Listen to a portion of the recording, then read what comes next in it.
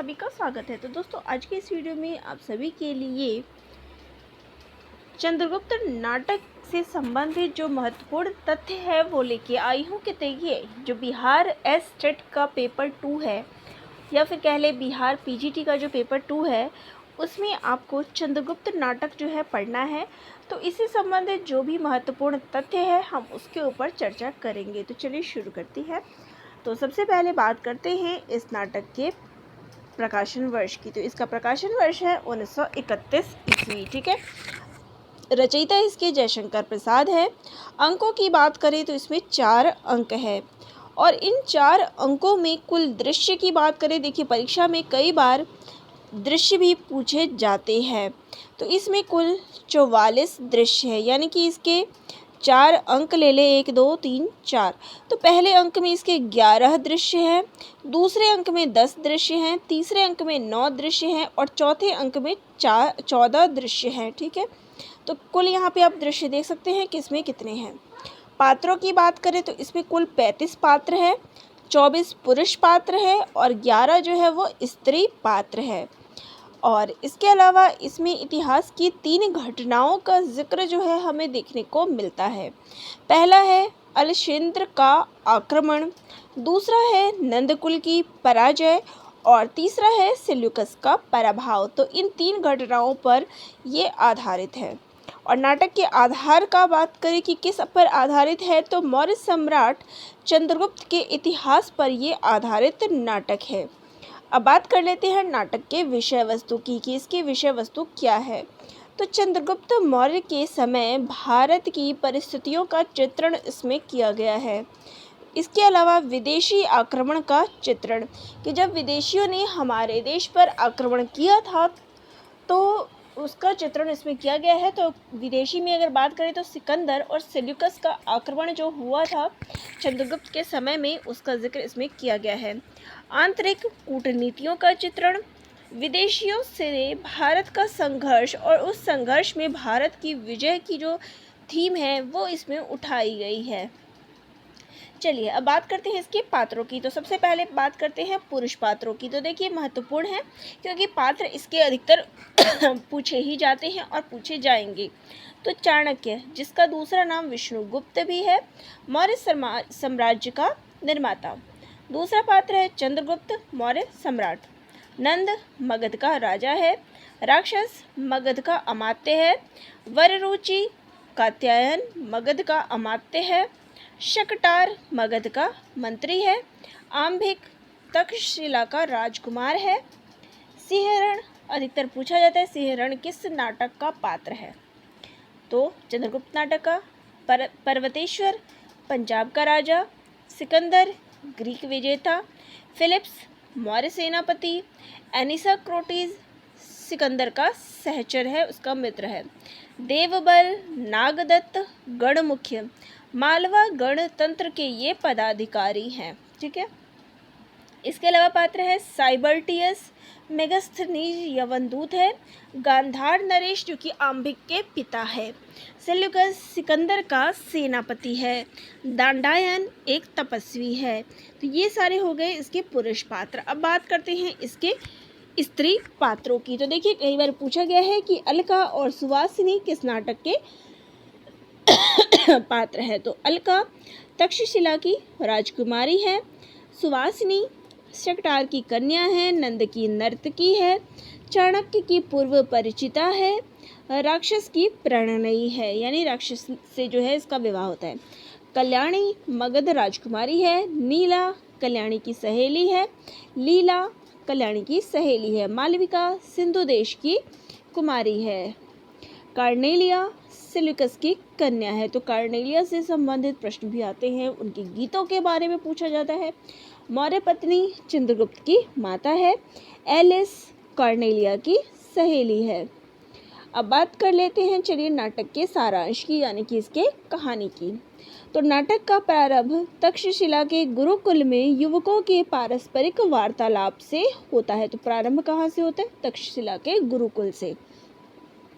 तो नाटककार प्रसाद ने 325 ईस्वी पूर्व भारत के राजनीति को आधार बनाकर कथानक जो है इसका खड़ा किया है। यूनान का सम्राट सिकंदर भारत पर आक्रमण करता है। भारत की उत्तरी सीमा पर पहला राज्य गांधार का होता है। गांधार का राजकुमार आंबिक धन के लोभ से सिकंदर के साथ मिल जाता है। नाटक में इस पूरी घटना की सूचना सिंहरण, चाणक्य और आंबिक के वार्तालाप से होती है। तो अभी जो आपने समझा कि पुरुषों के बीच वार्तालाप हो रही है, वो इन लोगों के बीच वार्तालाप हो रही है। सिंहरण मालवा राज्य का महाबली धृकित होता है। उसने चंद्रगुप्त के साथ ही तक्षशिला के गुरुकुल से उपाधि प्राप्त की होती है। चाणक्य जो है उसी गुरुकुल का आचार्य होता है। चाणक्य अपने गुरुकुल के स्नातकों को लेकर मगध के राजा के पास जाता है। वहां बौद्ध धर्म समर्थक राजा नंद के साथ विवाद बढ़ जाने के कारण चाणक्य को भरी सभा में जो है अपमानित होना पड़ता है। यानी वो उसके जो स्नातक होते हैं उसको लेके वो मगध में जाता है, लेकिन वहाँ का राजा उसको अपमानित कर देता है। चंद्रगुप्त को भी वहाँ से भागना पड़ता है।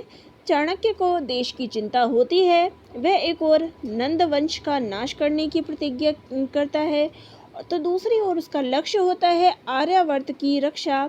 नंद की कैद में उसे मगध का अमात्य फुसलाने के लिए, तो यहाँ पे दो उसके लक्ष्य होते हैं। एक तो कि नंद का वंश का नाश करे क्योंकि उसने उसका अपमान कर दिया भरी सभा में, और दूसरा उसका जो लक्ष्य होता है वो होता है आर्यावर्त की रक्षा करना।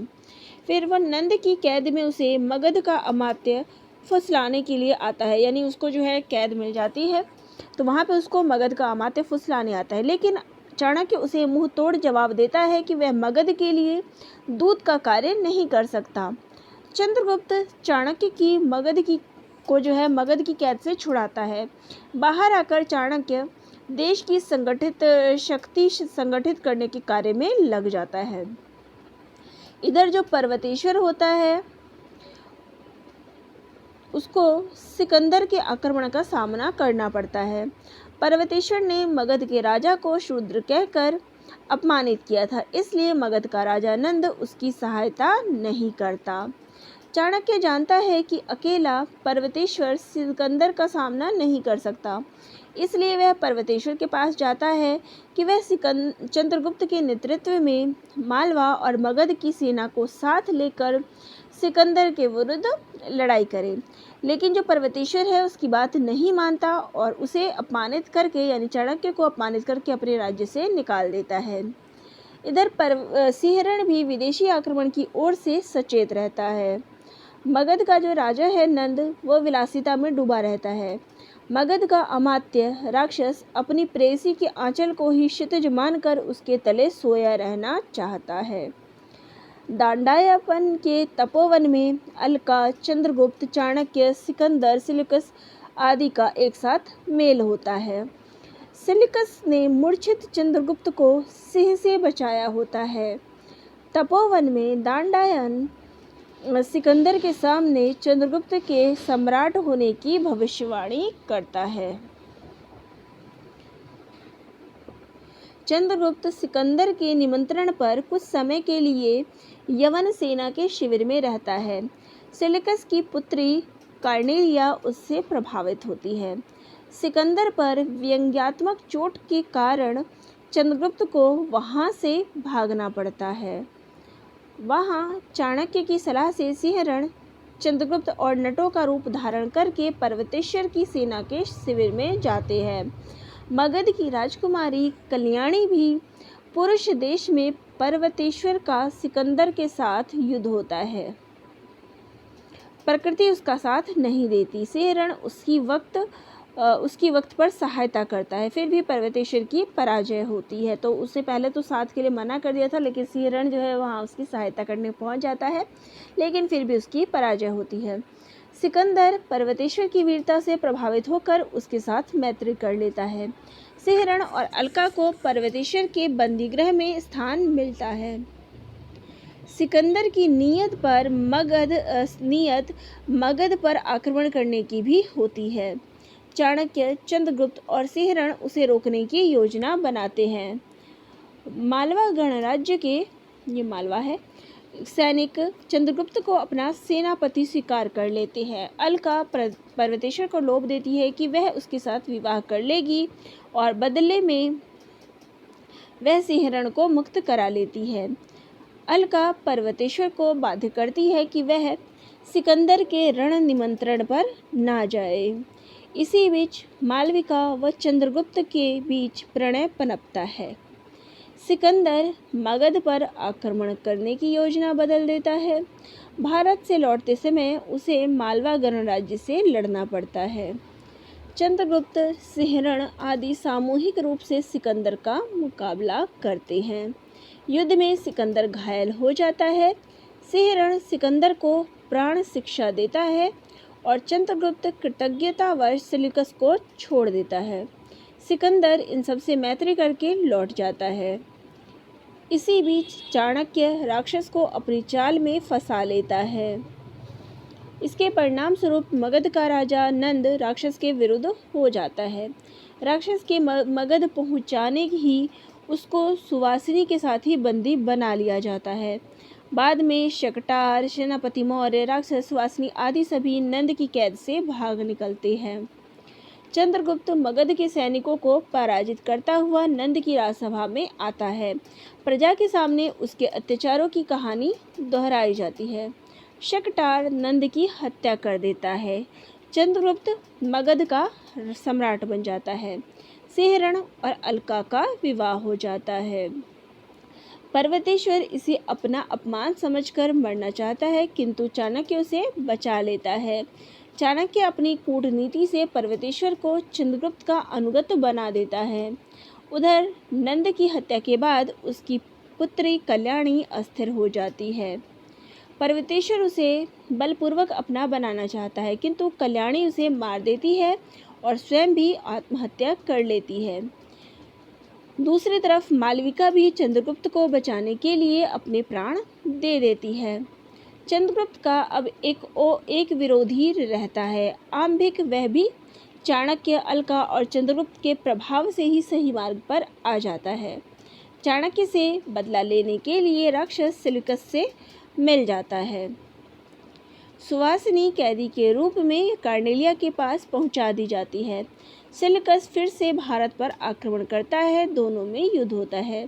कार्नेलिया को चंद्रगुप्त के साथ उसके पिता का युद्ध अच्छा नहीं लगता। यही सही अवसर पर सिंहरण आकर चंद्रगुप्त की सहायता करता है। सेल्यूकस पराजित होता है। चाणक्य सेल्यूकस की पुत्री कार्नेलिया का विवाह चंद्रगुप्त के साथ करवा देता है और स्वयं संन्यास ग्रहण कर लेता है। यानी कि संपूर्ण अगर इस नाटक की बात करें तो चंद्रगुप्त जो है किस प्रकार से मगध का राजा बनता है, इन सब पर आधारित है। और उसका विवाह किस प्रकार से कहाँ पे कहाँ होता है, तो ये सब छोटी मोटी जो लड़ाइयाँ हुई है, चाहे वो सिकंदर से हुई है, फिर सेल्यूकस से हुई है, तो इन सभी का जिक्र जो है हमें नाटक में देखने को मिलता है। ठीक है, तो कहानी आपको समझ आ गई होगी। थोड़ा बहुत जो युद्ध का वर्णन है वो इधर से उधर होता है, संपूर्ण युद्ध जो है देखने को इसमें मिलता है। तो इस नाटक में कई सारे गीत भी आए हुए हैं जो परीक्षा में पूछे जाते हैं। देखिए, इस नाटक में 13 गीत हैं। पहले अंक में 2, दूसरे में 3, तीसरे में 1 और चौथे में 6 गीत है। इनको याद रख लीजिए कि किस अंक में कितने गीत हैं। सभी गीत भाव भाषा की दृष्टि से उत्कृष्ट है और इस नाटक के गीतों को 5 भागों में बांटा गया है। ठीक है, चलिए, ये था चंद्रगुप्त नाटक का संपूर्ण विवरण। तो आप सभी को कैसा लगा कमेंट बॉक्स में कमेंट करके ज़रूर बताइएगा। धन्यवाद।